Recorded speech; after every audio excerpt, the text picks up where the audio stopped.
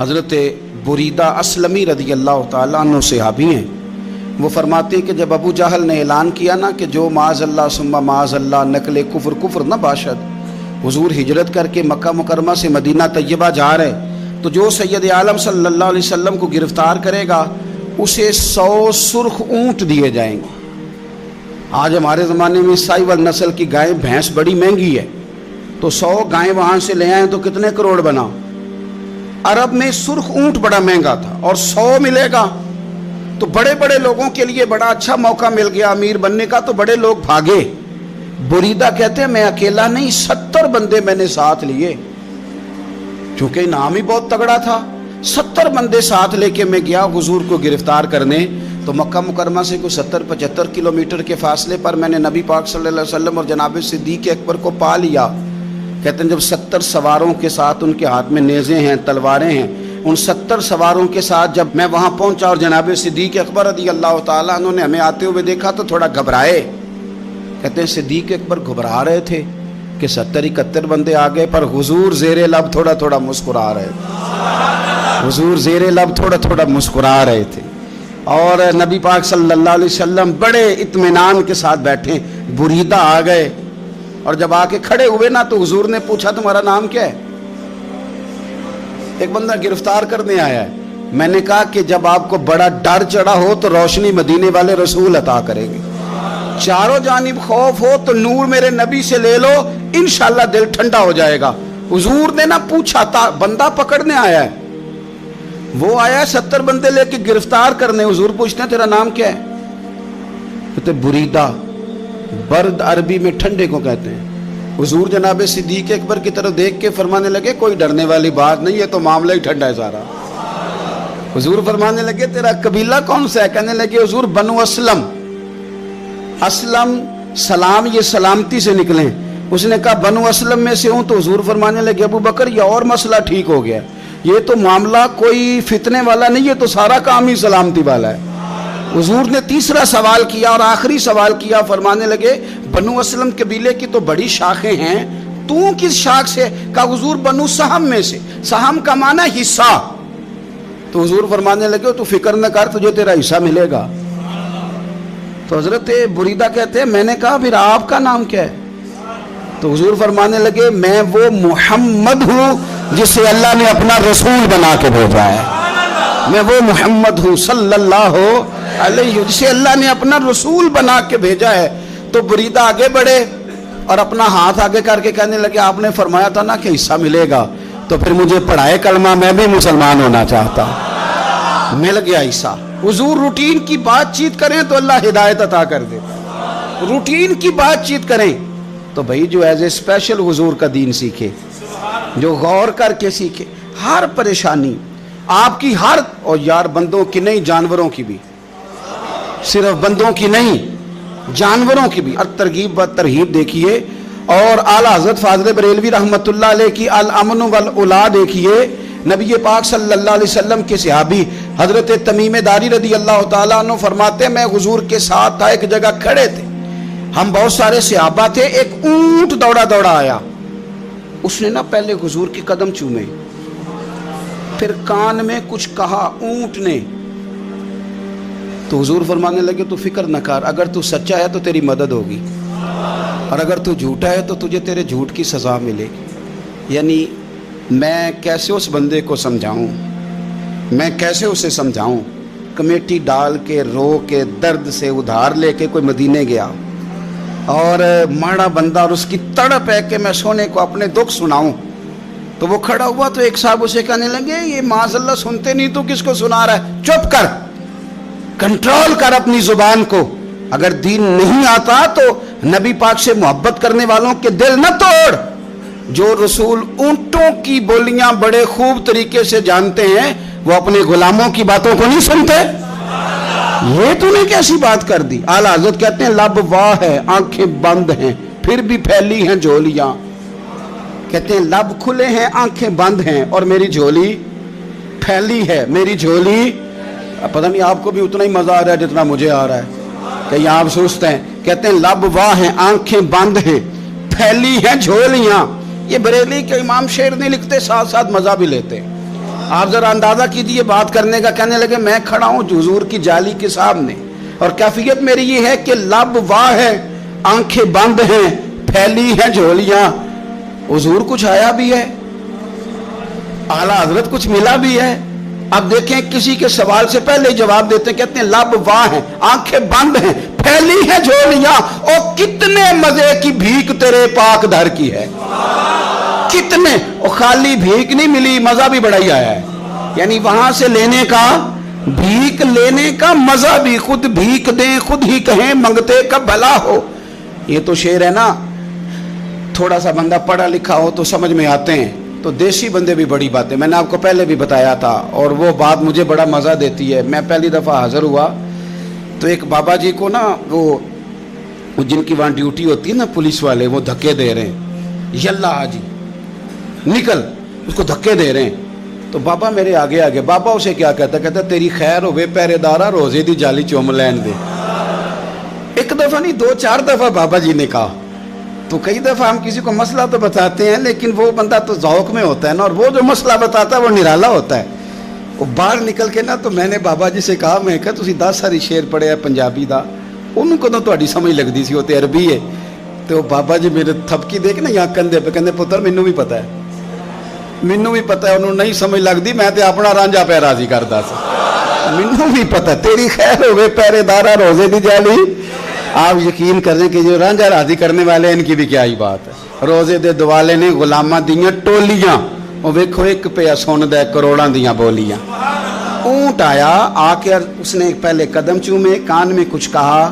حضور نے فرمایا تو فکر نہ کر, اگر تو سچا ہے تو جیسے تو کہتا ہے ویسے ہو جائے گا, اور اگر تو جھوٹا ہے تو پھر تجھے تیرے جھوٹ کی سزا بھی ملے گی. تھوڑی دیر گزری تو حضرت تمیم داری رضی اللہ تعالیٰ عنہ فرماتے ہیں کچھ لوگ دوڑے دوڑے آئے, عرض کرنے لگے حضور یہ ہمارا اونٹ بھاگ آیا ہے اور 3 دن سے بھاگا ہے, مل نہیں رہا. حضور فرمانے لگے یہ تو تمہاری شکایت کر رہا ہے, یہ تو کہہ رہا ہے یا رسول اللہ میں نے گرمی سردی میں ان کی خدمت کی, اور جب میں بوڑھا ہو گیا تو انہوں نے مجھے افزائش نسل کے لیے رکھ لیا.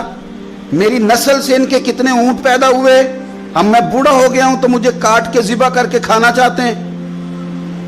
اس نے کان میں کہا, حضور نے ترجمہ کہہ کے بتایا. کریم رسول فرمانے لگے بولو تم کیا کہتے ہو. کہنے لگے سونیا جی جس نے جو آپ کو بتایا نا بالکل ہی سچ بتایا ہے. ابو داؤد شریف کی حدیث عرض کر رہا ہوں, حضور بالکل ایسے ہی ہے, گرمی سردی میں اس نے کام کیا, پھر ہم نے اس سے بڑے افزائش نسل کا کام لیا, حضور ذبح کرنا چاہتے ہیں. تو نبی پاک فرمانے لگے اتنی جو خدمت کرے اس کا صلہ پھر چھری ہے, کہ تم اچھا صلہ دے رہے ہو. کہنے لگے حضور ہم کچھ نہیں کہتے, ذبح بھی نہیں کرتے, آپ اس کو دے دیں. حضور فرمانے لگے اب نہیں میں تم پہ اعتماد کرتا, اس طرح کرو میرے ہاتھ بیچ دو. 100 دینار کا میرے نبی پاک نے اونٹ خرید لیا. حضور نے نا اونٹ کو تبکی دی, فرمایا جا تو آزاد ہے. اونٹ نے نا پتہ نہیں کیا باتیں کی, ایک بات کی تو حضور نے فرمایا آمین, دوسری کی تو کہا آمین, تیسری کی دعا کی تو کہا آمین, چوتھی بات اونٹ نے کی تو نبی پاک رو پڑے. اونٹ چلا گیا. صحابہ کہتے ہیں عرض کی یا رسول اللہ اونٹ نے کیا کہا ہے. تو حضور فرمانے لگے اس نے پہلی دفعہ یہ کہا ہے کہ یا رسول اللہ اللہ آپ کو میری طرف سے, اسلام کی طرف کے اور قرآن کی طرف سے بہترین صلہ عطا کرے. تو میں نے کہا آمین, اور پھر اس نے کہا دوسری دعا دی, اے اللہ کے پیارے رسول صلی اللہ علیہ وسلم جس طرح آپ نے آج میرا خوف دور کیا ہے, میں دعا کرتا ہوں اللہ آپ کی امت سے قیامت کا خوف دور کرے. اور میں نے کہا آمین. تو نبی پاک صلی اللہ تعالیٰ علیہ وآلہ وسلم فرماتے ہیں پھر اس نے تیسری دعا کی, عرض کی یا رسول اللہ صلی اللہ تعالیٰ علیہ وسلم جس طرح آج آپ نے میرا خون بچایا ہے, سنیا میری دعا ہے رب تیری امت کا خون محفوظ کرے. تو میں نے کہا آمین. حضور فرماتے ہیں پھر اس نے چوتھی دعا کی, یا رسول اللہ میری دعا ہے آپ کی امت لڑے نہ, جنگ و جدال نہ کرے, آپس میں گلے نہ کاٹے. تو حضور فرماتے ہیں میں نے آمین بھی کہا اور میں رو بھی پڑا, اس لیے کہ یہ دعا میں نے اپنے رب کریم سے مانگی تھی کہ اے اللہ میرے امتی لڑے نہیں, آپس میں لڑے نہیں. اور یارو بچے لڑتے ہیں تو کیا باپ خوش ہوتا ہے؟ وہ تو پریشان ہوتا ہے, روتا ہے, میری امت لڑے نہ. تو میرے رب کریم نے فرمایا محبوب یہ دعا مجھ سے نہ مانگیے, یہ خدا کی حکمت کا تقاضا ہے، یہ لڑیں گے۔ تو نبی پاک صلی اللہ علیہ وسلم فرماتے ہیں جب لڑائی کی بات کی تو میں نے پھر اس وقت میں آبدیدہ ہو گیا، میں رو پڑا، یہ نازک مسئلہ ہے، تکلیف والا ہے کہ یہ لڑیں گے، کچھ لوگ فرقے بنا لیں گے، الگ عقیدے گھڑ لیں گے اور سچے سچے مسلمانوں سے لڑیں گے۔ میرے بھائی یاد رکھ لیں کہ رسول پاک تو جانور اندھیرے میں ڈوب جائے تو نکال دیتے ہیں، تو امتی کیوں کہیں اور روشنی تلاش کرتا پھرتا ہے؟ وہ روز کہے کہ ماہ مدینہ اپنی تجلی عطا کرے۔ یہ ڈھلتی چاندنی تو پہر دو پہر کی ہے۔ میرے رسول پاک صلی اللہ علیہ وسلم ہر ایک کا خوف دور کرتے، ہر ایک کی پریشانی دور کرتے، ہر ایک کو حضور نوازتے، ہر ایک پر کرم نوازی۔ حضرت مولا علی شیر خدا رضی اللہ تعالیٰ عنہ ارشاد فرماتے ہیں کہ ایک اعرابی نبی پاک صلی اللہ علیہ وسلم کی بارگاہ میں آیا اور اس نے بار بار سوال کیا، بار بار حضور سے سوال کرنے لگا۔ سرکار کی عادت تھی کہ جب آپ کی طبیعت مبارک، مزاج مبارک بڑا ٹھنڈا ہوتا تھا تو آپ سوالوں کے جواب دیتے، اور جب کوئی سوال کا جواب نہ دینا چاہتے تو خاموش ہو جاتے، لیکن اس نے بار بار اصرار کیا نا۔ یہ مجموع الزوائد میں حدیث موجود ہے، راوی ہے مولا علی شیر خدا۔ دیکھیں حضور کا نور دینے کا شوق کتنا ہے۔ نبی پاک صلی اللہ تعالیٰ علیہ وسلم سے جب اس اعرابی نے بار بار سوال کیا نا تو پھر حضور خود فرمانے لگے چل پھر مانگ، تو کیا مانگتا ہے؟ مولا علی فرماتے ہمیں بڑا رشک آیا، ہمیں بڑا ناز آیا، ہم نے کہا کیا بات ہے؟ حضور نے فرمایا مانگ، کیا مانگتا ہے؟ اب یہ نبی پاک سے جنت مانگے گا، اور دنیا میں بیٹھے بیٹھے اپنے لیے جنت کی ٹکٹ بک کرا لے گا، اپنے لیے یہ جنت کے اندر بہترین محل اپنے لیے الاٹ کرا لے گا۔ لیکن بڑا ہی بولا تھا۔ میں کیا کروں، آج بھی اس طرح کے بھولے بے شمار ہیں۔ عقیدت سے جاتے ہیں، کامل شیخ کے پاس جاتے ہیں، مانگتے کیا ہیں جا کے؟ دنیا کی دولت، یعنی کاروبار نہیں چلتا۔ یہ تو بات کسی سیٹ سے بھی کر لیتے تو اچھے کاروبار کا مشورہ دے دیتے۔ تم کسی درویش کے پاس گئے تھے تو اس سے مصطفیٰ کی نظر کرم مانگنی تھی، اس سے اللہ کی رحمت کا سوال کرنا تھا، اس سے کہنا تھا کہ ایک خیر کی نظر ڈالیں، انظرنا، یہ کہنا چاہیے تھا۔ یہاں کیا انداز ہے، عام دام برسرے مطلب۔ مولا علی شیر خدا فرماتے ہیں ہمارا خیال تھا جنت مانگے گا، پر بڑا بھولا آدمی تھا۔ کہنے لگا یا رسول اللہ صلی اللہ علیہ وسلم میں نے سفر کرنا ہے، مجھے سواری کے لیے ایک اونٹ دے دیں۔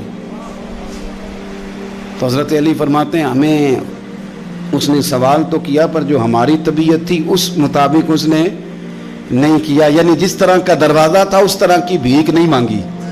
اس نے اونٹ مانگا، حضور نے فرمایا چل دیا تجھے، گویا حضور نہ اندھیرے دور کرنا چاہ رہے ہیں اس کے، فرمایا چل اونٹ دے دیا، اب تو کچھ اور بھی مانگ لے۔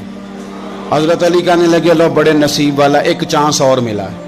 تو کہنے لگا حضور اس طرح کریں جو اونٹ پر کجاوا باندھا جاتا ہے وہ بھی دے دے۔ تو حضرت علی شیر خدا فرمانے لگے ہم نے کہا تیرا اللہ بھلا کرے، تو کہاں اڑ گیا ہے۔ حضور نے نا مسکرا کے ایک تیسرا موقع دیا، فرمایا چل تجھے کجاوا بھی دیا، کچھ اور مانگ لے۔ کہنے لگا حضور سفر بڑا لمبا ہے، آنے جانے کا خرچہ بھی دے دے۔ تو سرکار دو عالم صلی اللہ علیہ وسلم مسکرائے، فرمایا جا تجھے دیا۔ پھر حضور نے ایک مثال بیان کی اور فرمایا تجھ سے تو بنی اسرائیل کی وہ بوڑھی ہی اچھی تھی۔ یا رسول اللہ کون سی؟ فرمایا حضرت موسیٰ علیہ السلام جب اپنے وطن سے ہجرت کر رہے تھے، گھوڑوں پر بیٹھے، اونٹوں پر بیٹھے، لیکن اونٹ گھوڑے جاتے نہیں تھے، واپس لوٹتے تھے۔ تو حضرت موسیٰ علیہ السلام نے عرض کی اللہ یہ جاتے کیوں نہیں؟ تو رب کریم نے فرمایا اس لیے نہیں جاتے کہ جہاں سے آپ ہجرت کر رہے ہیں نا وہاں ایک جگہ پہ حضرت یوسف علیہ السلام کا تابوت دفن ہے، جناب یوسف علیہ السلام کی قبر مبارک ہے، آپ وہ تابوت بھی نکال کے ساتھ لے جائیں۔ یہ اگر رب نے بتا دیا تو اللہ یہ بھی تو بتا سکتا ہے نا کہ قبر کہاں ہے۔ یہ بتا دیا تابوت کہاں، یہ نہیں بتایا، تابوت لے جائیں یہ نہیں بتایا کہاں ہے۔ یہ حضرت موسیٰ علیہ السلام آپ خود تلاش کریں گے تو حضرت موسیٰ علیہ السلام نے بنی اسرائیل کے لوگوں سے پوچھا کہ وہ کہاں ہیں تابوت حضرت یوسف کا، تو وہ کہنے لگے ہمیں تو نہیں پتہ، ایک بوڑھی اماں ہے پرانی اسے پتہ ہے۔ حضرت موسیٰ علیہ السلام اس بوڑھی سے ملے تو فرمایا بتا دے کہ وہ تابوت کہاں ہے، حضرت یوسف کی قبر کہاں ہے۔ آج لوگ کہتے ہیں مزاروں پہ نہیں جانا چاہیے، تو پڑھو نا یہ حدیث کھول کے، نبی پاک صلی اللہ تعالی علیہ وآلہ وسلم فرماتے ہیں کہ دیکھو قبر کا رستہ، مزار کا رستہ بتانے کا وہ عورت قیمت مانگ رہی ہے. حضرت موسیٰ کی ملاقات ہوئی تو آپ نے فرمایا اما تمہیں پتہ ہے جناب یوسف کا مزار کہاں ہے, قبر کہاں ہے؟ کہنے لگی پتہ ہے. تو آپ نے فرمایا بتا دے. کہنے لگی مفت کیسے بتا دوں, ابھی تو لوگوں کو مزاروں پہ جانے کی دلیل نہیں مل رہی, اور یہاں وہ بوڑھی کہتی ہے اور بیان کر رہے ہیں میرے نبی پاک صلی اللہ علیہ وسلم. اور بوڑھی کہنے لگی مفت نہیں بتاؤں گی. تو حضرت موسیٰ فرمانے لگے قیمت لے لے. کہنے لگی بالکل آپ قیمت دیں گے تو بتاؤں گی. فرمایا قیمت کیا ہے؟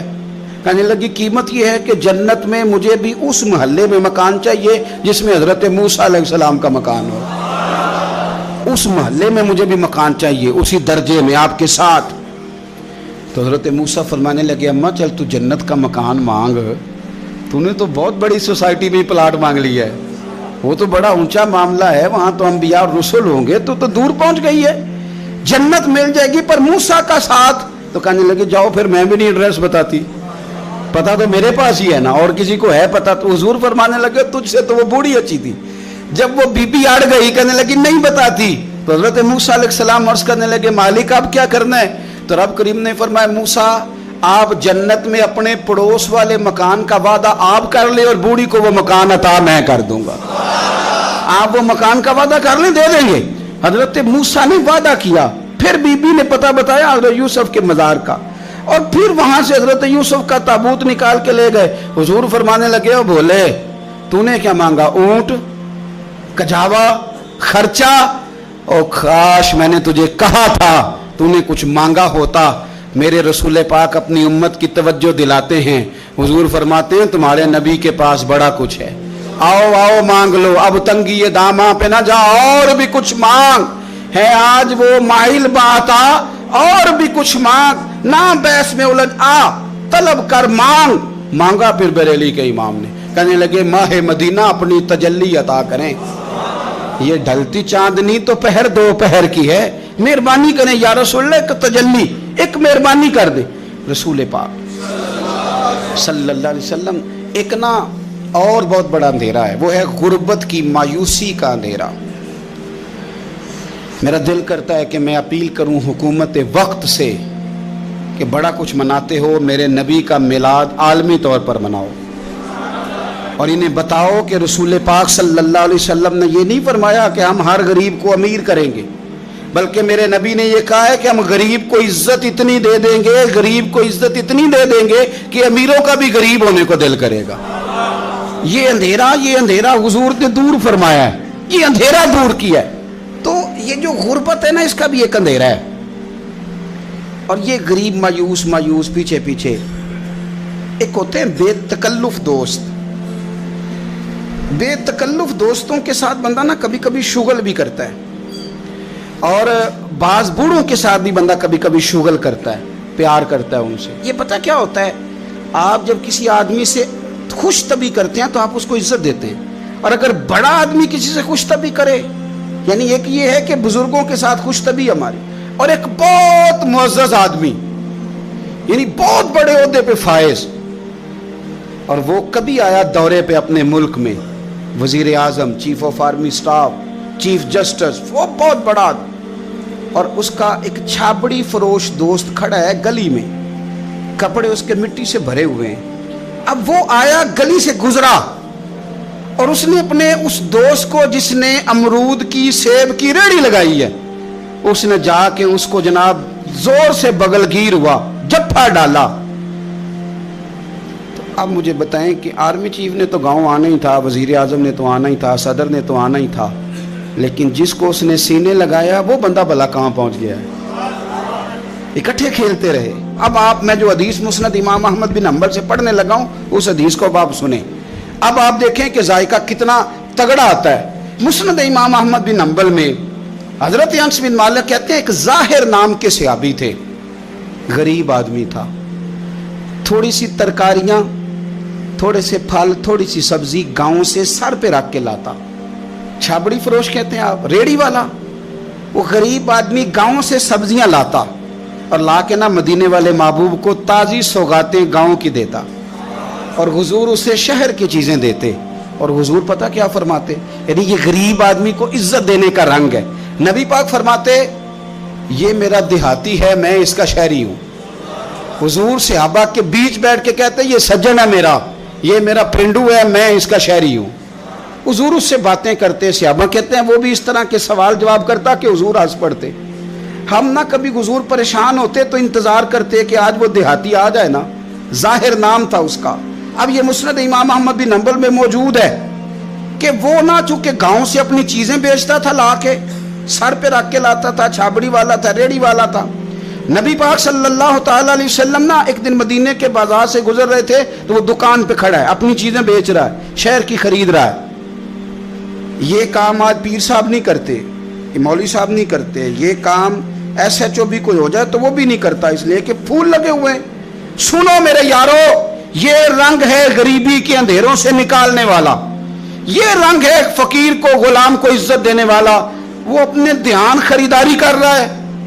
सहाबा कहते हैं नबी पाक ने उसे देख लिया बाजार में से, तो हुजूर ना हल्के हल्के कदम उठाने लगे। यार नहीं यार के लिए उठाता, छुपता छुपाता पहुंचता है। ओ यार मैं नहीं बात कर रहा चीफ ऑफ आर्मी स्टाफ की, मैं नहीं बात कर रहा वजीर आजम और सदर की, मैं मुल्क के सदर की बात नहीं कर रहा, मैं रसूलों के इमाम की बात कर रहा हूं, मैं रब के नाइबे मुतलक की बात कर रहा हूं। वो फरिश्ते जिनका जलवा देखने के लिए तरसें और अल्लाह की बारगाह में अर्ज करें कि तेरा महबूब आ रहा है मिराज पे, तो 2 मिनट मिलेंगे ज़ियारत के लिए।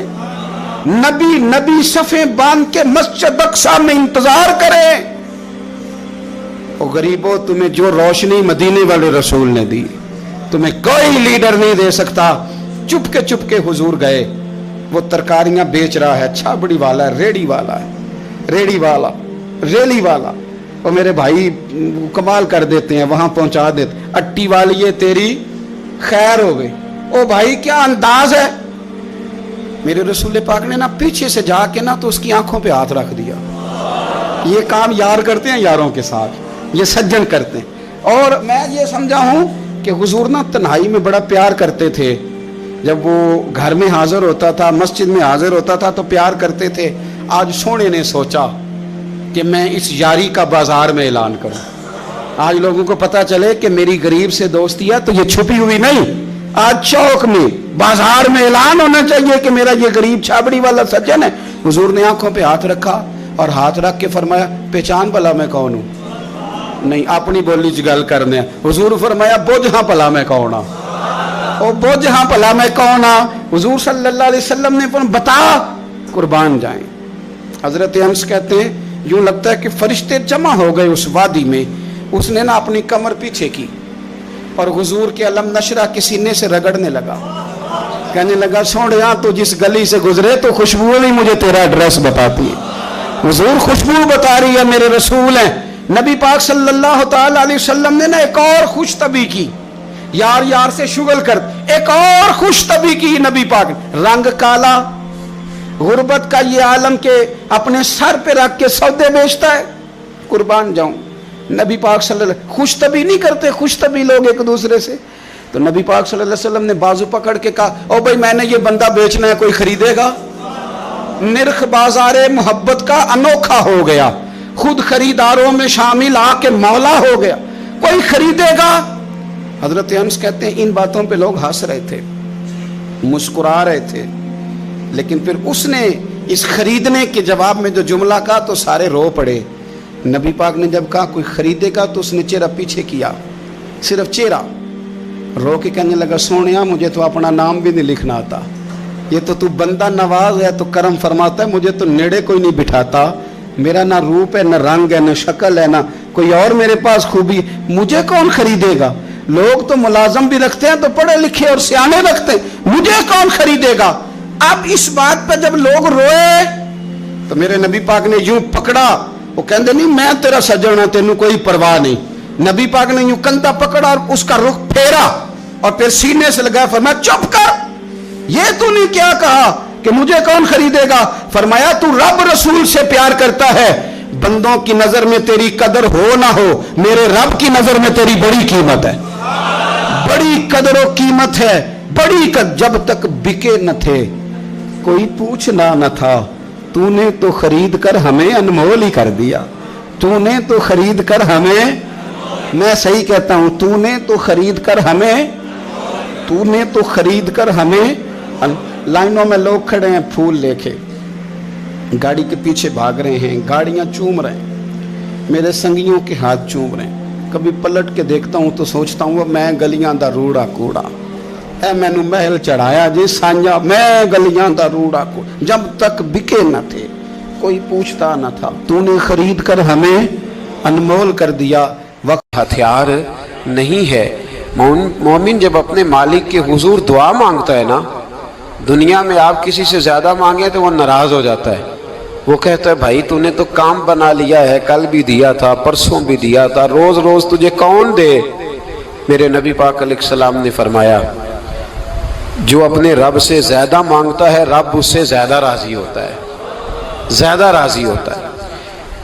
अब दुआ मखसूस औकात नहीं दुआ के, फरमाया इज़ादान, जब भी दुआ मांगोगे तुम्हारा रब तुम्हारी दुआ को, जब भी दुआ, तो दुआ करते रहना चाहिए। हर वक्त दुआ में बंदा शामिल रहे, अल्लाह के जिक्र में शामिल। ये जो कुरान मजीद ने कहा ना, या अय्युहल्लज़ीना आमनू उज़्कुरुल्लाह ज़िक्रन कसीरा, ऐ ईमान वालों अपने रब का जिक्र कसरत से करो, वसब्बिहूहु बुकरतम व असीला, और सुबह शाम उसी की पाकी बयान करो। तो इससे मुराद ये नहीं है कि तस्बीह लेके सारा दिन मस्जिद में बैठे रहो और काम कोई ना करो, बल्कि इसका मतलब ये है कि रोटी शुरू करो तो अल्लाह के नाम से, इख्तिताम करो तो अल्लाह के नाम, सो जाओ तो रब का नाम लेके, सवेरे उठो तो अल्लाह का नाम लेके। जब तुम्हें कोई चीज़ अच्छी लगे तो माशाअल्लाह कहो, जब कोई मुसीबत आए तो कहो इन्ना लिल्लाहि व इन्ना इलैहि राजिऊन। तो सारा दिन अल्लाह का जिक्र जारी रहेगा। नबी पाक सल्लल्लाहु अलैहि वसल्लम ने मुसलमान को एक दूसरे से मिलने का तरीका बताया। तो मुसीबत आए तो क्या कहना है, सिर्फ फौतगी पे नहीं कहना, इसकी वजाहत कर दो। कोई भी अल्लज़ीना इज़ा असाबतहुम मुसीबा, जब भी कोई मुसीबत आए अल्लाह के बंदे कहते हैं हम अल्लाह की तरफ से आए हैं और अल्लाह की तरफ ही हमने लौट जाना। तो मेरे अजीज हर वक्त अल्लाह का जिक्र जारी रहेगा, हर वक्त जुबान पे रब करीम का। देखे ना नबी पाक अलैहिस्सलाम ने हमें मुलाकात का तरीका बताया। एक सहाबी आए तो उन्होंने आके कहा अस्सलामु अलैकुम। नबी पाक अलैहिस्सलाम ने फरमाया रब ताला ने इसे 10 नेकियां अता फरमाई हैं। दूसरे आए तो उन्होंने कहा अस्सलामु अलैकुम व रहमतुल्लाह, तो महबूब फरमाने लगे, इमाम बैकी ने इसको लिखा है, महबूब फरमाने लगे रब करीम ने इसे 20 नेकियां अता फरमाई। एक और आए, अर्ज किया अस्सलामु अलैकुम व रहमतुल्लाहि व बरकातुहू, महबूब फरमाने लगे अल्लाह ने इसे 30 नेकियां अता फरमाई। अच्छा इसका मतलब क्या है, अस्सलामु अलैकुम, तुम पर सलामती हो। सादा तर्जुमा यह है कि तुम सलामत रहो, तुम सलामत रहो। व रहमतुल्लाहि व बरकात, तुम पर अल्लाह की रहमत भी हो और उसकी बरकतें भी हो। वो क्या कहता है, वो कहता है वालेकुमुस्सलाम, तुम पर भी सलामती हो। व रहमतुल्लाहि व बरकात, अल्लाह की रहमत हो और उसकी। ये जो मसनून दुआएं हैं ना, जो हुजूर ने हमें दुआएं सिखाई हर मौके पे, इनका कमाल देखिए। अब एक मुसलमान ने आते कहा अस्सलामु अलैकुम, इसका मतलब क्या है, तुम पर। अब वो झगड़ा करेगा, उसे मारेगा, उसका माल छीनेगा। उसने तो आते ही कहा तुम पर सलामती हो। तो जो सलामती की दुआ देने वाले हैं वो जेब थोड़ी काटेंगे, वो गबन थोड़ी करेंगे, डाका थोड़ा डालेंगे। इस्लाम ने लफ्ज ही वो सिखाया है कि फरमाया जब तुमने मिलना है तो तुमने दुआएं करनी है एक दूसरे के लिए। अब हमारे यहाँ नए नए लफ्ज आ गए, टेलीफोन उठाया तो कहा हेलो, इसका क्या तर्जुमा है, कौन है, इसका क्या तर्जुमा है, जी जनाब, इसका क्या मतलब।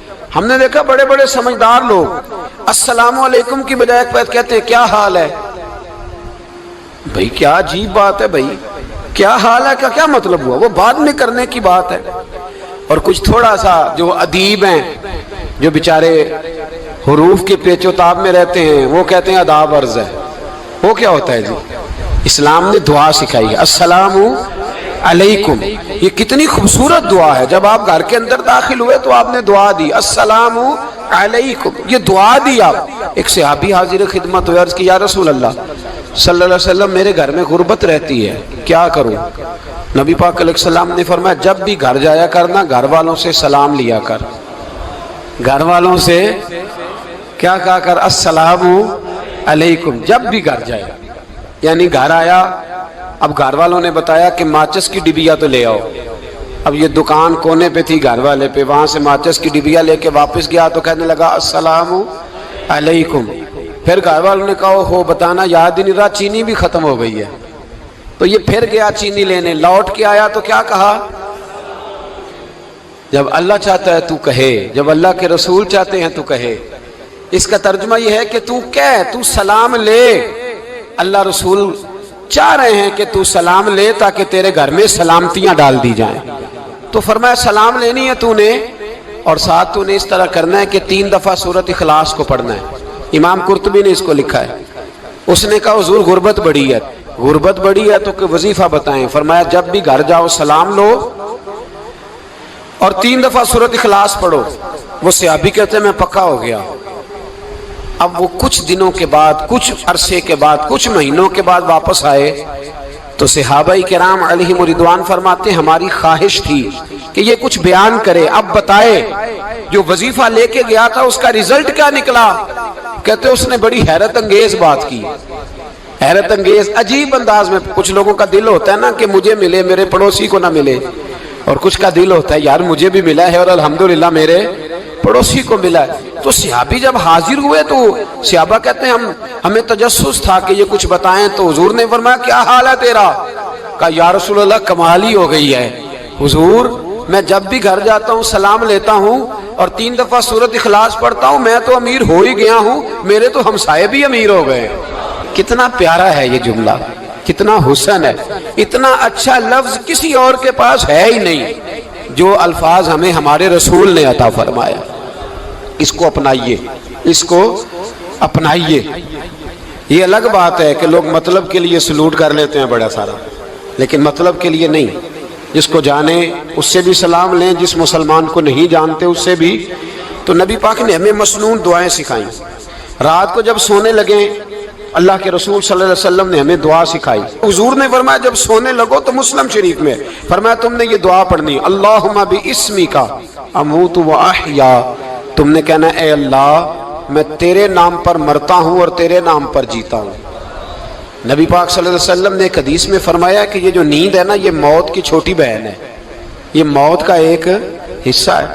جس طرح انسان سو جائے تو کوئی خبر نہیں ہوتی کیا ہو رہا ہے، بالکل وہ اٹھا ہے تو اس نے کہا ہو یہ کیا ہوا. سو جاتا ہے نا آدمی، اسے خبر نہیں ہوتی. اوہو میں نے تو 11 بجے اٹھنا تھا، یہ تو 3 بج گئے. اب اسے خبر نہ رہی. سوتے ہوئے لوگ چوری کر لیتے ہیں، بلکہ اس طرح بھی ہوتا ہے کہ آدمی نے گکھڑ اترنا تھا، وہ پنڈی سے آ رہا تھا لیکن وہ سویا ہوا تھا. آنکھ تب کھلی جب کاموں کی آ گیا تھا. اب اس کا اس پر زور تو فرمایا کیا پتا اب تو کھل گئی کاموں کی، جا کے لاہور جا کے کسی جگہ پہنچ کے. تو یہ بھی ممکن ہے کہ کھلے ہی نہ، نیند ہی موت کا سبب بن جائے. تو تو کہہ کے سو کہ یا اللہ تیرے نام پہ سو رہا ہوں. اللہ کس نام پہ سو رہا ہوں؟ یار اگر ہم ان دعاؤں کا حسن سمجھے، مت اللہم باسمک اموت و احیا، یا اللہ میں تیرے نام پہ سوتا ہوں اور تیرے نام پر اٹھتا ہوں. گویا کہہ رہا یا اللہ میری نیند بھی تیرے فضل سے ہی ہے، اور اگر آنکھ کھل جائے تو وہ بھی تیرے فضل سے ہی ہے. کتنا اعلیٰ نبی پاک علیہ السلام نے انداز سکھایا. اور پھر بخاری شریف میں حدیث موجود ہے، فرمایا جب اٹھو تو کہو الحمدللہ الذی احیانا احیانا بعد ما اماتنا والیہ النشور. فرمایا جب تم سو کے اٹھو تو پھر کہو اے اللہ ساری تعریفیں تیرے لیے، تمام تعریفیں جس نے ہمیں موت کے بعد حیات دی.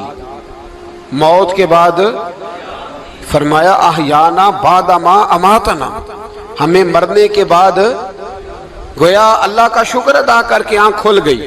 دیکھیں کس طرح اسلام مسلمان کو اللہ کے ساتھ جوڑتا ہے. فرمایا شکر کر، آنکھ کھل گئی. کہ یا اللہ تیرا شکر ہے تو نے موت کے بعد ہمیں دوبارہ حیات عطا فرمائی، یہ شکر ادا کرو. گویا تم یہ نہ کہنا کہ میں اٹھ گیا ہوں تو میرا کمال ہے، یہ نہ سمجھنا میں اٹھ گیا ہوں تو میں بڑا پابند ہوں، جب میں ارادہ کر لوں کہ میں نے 11 بجے اٹھنا ہے تو پھر میں اٹھ جاتا ہوں.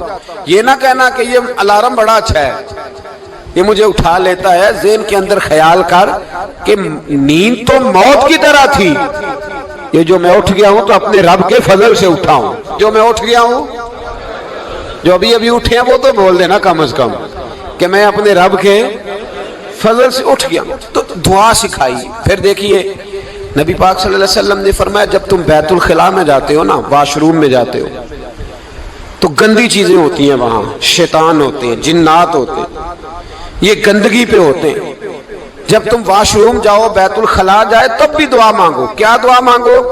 وہ دعا بھی نبی پاک صلی اللہ علیہ وسلم نے ہمیں تعلیم فرمائی اور بخاری میں ہے، کہا پڑھا کرو اللہم انی اعوذ بک من الخبث والخبائث، کہو اے اللہ ناپاک چیزوں سے میں تیری پناہ مانگتا ہوں، وہ نر ہوں یا مادہ ہوں، اللہ میں تیری پناہ مانگتا ہوں۔ واش روم کے اندر بہت ساری بری چیزیں ہوتی ہیں، جوان میری بات پر توجہ فرمائیں، وہاں بہت ساری گندی چیزیں ہوتی ہیں۔ انسان کئی دفعہ واش روم میں جاتا ہے، اسے وسوسے زیادہ آتے ہیں، یہ نوٹ کریں میری بات کو۔ اصل میں نا ہم بات ڈھونڈ رہے ہیں علاج اپنی بیماریوں کا، حالانکہ علاج تو سارا مدینے والے رسول کے پاس موجود ہے، محبوب کے پاس ساری دوائیاں ہیں۔ تو نبی پاک علیہ السلام دیکھیں نا، انسان واش روم میں جاتا ہے، اسے وسوسے آتے، برے خیالات آتے، وہ گناہ کی طرف کئی دفعہ مائل ہوتا ہے، تو کہا تو دعا پڑھ کے جا اللہم انی اعوذ بک، یا اللہ میں تیری پناہ مانگتا ہوں من الخبث والخبائث، ہر خبیث اور بری چیز سے میں تیری پناہ مانگتا ہوں، وہ نر ہو یا یار کتنا عظیم دین ہے، کتنا عظیم میرے مصطفیٰ کریم کا وہ والا دین ہے۔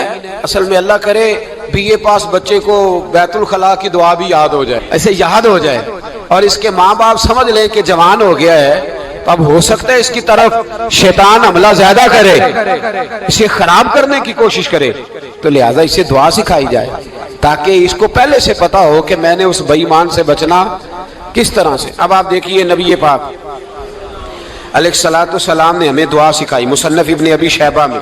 کون سی دعا؟ واش روم سے نکلنے کی۔ اللہ اکبر، بڑی زبردست دعا ہے، بڑی زبردست۔ آپ یقین کریں اس ایک ایک دعا پر ایک ایک پورا بیان ہو سکتا ہے، ایک ایک۔ یہ اس لیے نہیں میں کہہ رہا کہ میں کوئی عالم فاضل آدمی ہوں، آپ کہیں گے کہ بتا رہے ہیں میں بڑا پڑھا لکھا ہوں، صرف یہ عرض کر رہا ہوں کہ اس کے فوائد پر، ثمرات پر جو اللہ تبارک و تعالی امت کو دیتا ہے، ان دعاؤں کی جو فضیلت حدیثوں میں آئی ہے، اور پھر جو اس کے فوائد ہے، اگر اس پر بات کروں تو ایک دعا تقاضا کرتی ہے کہ اس پر پورا ایک لیکچر ہونا چاہیے۔ دیکھیے آپ واش روم سے نکلے، دعا کیا ہے؟ دعا کے لفظ کے الحمدللہ الذی، ایک حدیث میں لفظ ہے غفرانک، غفرانک، اے اللہ میں تجھ سے بخشش چاہتا ہوں۔ اور جو مشہور اور معروف ہے مصنف ابن ابی شیبہ کی روایت، فرمایا الحمدللہ الذی اذھب عنی العذاب وعافانی، فرمایا اے اللہ تیرا شکر ہے، واش روم سے نکلا ہے تو کہہ رہا ہے یا اللہ تیرا شکر ہے، تو نے مجھ سے اذیت دور کی، وعافانی، اور تو نے مجھے عافیت عطا کر دی، اذیت دور کر دی اور عافیت۔ بولیے واش روم سے نکلا ہے تو کیا کہتا ہے؟ یا اللہ تیرا شکر ہے، تو نے مجھ سے اذیت دور کر دی اور مجھے عافیت۔ ڈاکٹر حکیم ہومیوپیتھک ایک چیز پر متفق کم ہوتے ہیں، پتہ ہے نا آپ کو، لیکن اس بات پر سب کا اتفاق ہے کہ اگر کسی کو قبض ہو جائے نا تو شاید 70 یا 72 بیماریاں لگ جاتی ہیں اس کو۔ اور جب آدمی کو قبض ہوتی ہے نا، پیٹ کے اندر فضلہ جم جاتا ہے، خارج نہیں ہوتا، اس کو اعصاب کی بیماری ہوتی ہے، اس کے ذہن پر اثر ہوتا ہے اس چیز کا۔ آپ یہ مت سمجھیں کہ کھانا کھانا ہی ایک کمال ہے، اللہ نے یہ بھی نعمت بنائی ہے کہ کھانا جب خارج ہوتا ہے تو وہ بھی اللہ کا بہت بڑا احسان ہے۔ تو فرمایا تو سمجھا ہی نہیں، اگر تجھے قبض ہو جاتی، تیرے پیٹ کے اندر وہ چیز جم جاتی، تیرے لیے کتنی تکلیف کا باعث تھی۔ ان لوگوں سے پوچھئے جو اس کے بیمار ہیں، اس کے مریض ہیں، وہ کتنی تکلیف میں رہتے ہیں، سر میں درد ہوتا ہے، سر چکراتے ہیں۔ ایک بہت بڑا روڈ ایکسیڈنٹ ہوا تو ڈرائیور سے لوگوں نے پوچھا کہ مسئلہ کیا ہے، تو کہنے لگا میں قبض کا مریض ہوں، تو میں کھانا کھا لیتا ہوں تو میرے ذہن پر وہ اس قدر زیادہ گیس کا غلبہ ہوتا ہے کہ میں سخت تکلیف میں ہوں۔ نبی پاک علیہ الصلوۃ والسلام نے ہمیں سمجھایا اور بتایا کہ سمجھ لو یارو، کھانا کھانے کی نعمت تو اللہ نے تمہیں عطا فرمائی ہے، لیکن کھانا کھانے کے بعد اس کا اخراج بھی اللہ کی بہت بڑی نعمت ہے، تو اللہ کا شکر ادا کرو۔ پھر جب آپ گھر سے نکلیں گے تو بھی اس کی دعا ارشاد فرمائی بسم اللہ توکلت علی اللہ، اللہ کے نام سے گھر سے نکلتا ہوں اور میں نے بھروسہ بھی اللہ کے نام پہ کیا۔ جب گھر سے نکلیں تو کس کے نام پہ بھروسہ کریں؟ بولیے۔ حضرت رابعہ بصریہ رحمت اللہ علیہا آپ تشریف لے گئیں حج کرنے، جس دن واپس آئیں اپنا اونٹ کہہ گئی جاتی دفعہ، کہنے لگی اللہ میں تیرے حوالے کر کے جا رہی ہوں، اور بسم اللہ توکلت علی اللہ، بھروسہ بھی تیری ذات پہ۔ جس دن واپس آئی نا اسی دن کسی نے بتایا کہ اماں آج ہی تیرا اونٹ مر گیا ہے، تو اونٹ کے سرانے کھڑی ہو کے کہنے لگی مولا میں تو تیرے نام پہ تیرے پہ بھروسہ کر کے گئی تھی، تیرے حوالے، میں تو تیرے گھر گئی تھی۔ تو لوگ کہتے ہیں اماں کے منہ سے لفظ نکلے تو اونٹ زندہ ہو کے کھڑا ہو گیا، کھڑا ہو گیا ہوں۔ تو اماں کہنے لگی نہیں تمہیں ہی غلطی لگی ہے، مرا ہی نہیں تھا، پہلے سے ہی موجود تھا، وہ اپنی کرامت بھی نہیں ظاہر ہونے دی۔ تو بھائی گھر سے نکلیں تو کس لفظ پر کہ یا اللہ میں تیرے بھروسے پہ نکل رہا ہوں میں، اس کے دو فائدے ہوں گے، ایک تو آپ اللہ کی امان میں جا رہے ہیں، اللہ کی امان میں آ رہے ہیں، اور دوسرا جس گھر کو آپ چھوڑ کے جا رہے ہیں اسے بھی اللہ کی امان میں دے کے جائیں۔ تو کتنا لذت والی دعا ہے جو نبی کریم علیہ السلام نے ہمیں سکھائی۔ اب ذرا حدیث سنیں خوش ہو کے، دیکھیں حضور نے دعا سکھائی، فرمایا جب دیکھ لو نا کسی کو ہنستا ہوا، کیا کرتا ہوا؟ ماشاءاللہ آپ تو ہنسنے لگے۔ جب کسی کو ہنستا ہوا دیکھو تو کہا کرو اضحک اللہ سنک، یہ دعا یہ بخاری ہے، فرمایا دعا مانگا کرو جب کسی مومن کو ہنستے ہوئے دیکھو تو دعا مانگو اضحک اللہ سنک، اللہ تجھے ہنستا ہی رکھے، اللہ تجھے، بولیے، جل نہ جایا کرو کہ میں پریشان ہوں تو یہ ہنس کیوں رہا ہے، جھلا نہ کرو، بلکہ کیا کہا کرو اللہ تجھے ہنستا رکھے، اللہ تجھے۔